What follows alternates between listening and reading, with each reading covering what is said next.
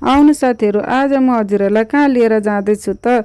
कहाँ लिएर जाँदैछु भनेर थाहा पाउनको लागि तपाईँहरू पनि मेरो भिडियो सँगसँगै आउनुपर्ने हुन्छ।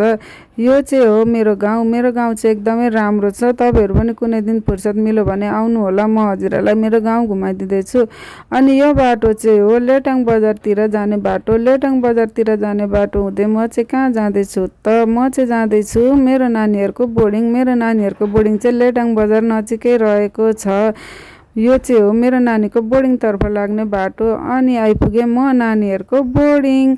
म किन आएँ त नानीहरूको बोर्डिङमा? म आएँ मेरो नानीहरूको लागि खाजा खुवाउनको लागि। अनि म गुन्द्री ओछ्याएर मेरो नानीहरूलाई पर्खेर बसेँ। अब नानीहरूको टिफिन पनि भइसकेको छ।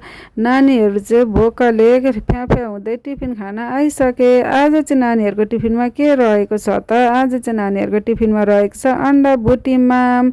अनि नानीहरू सबैले माम गम गम खाए।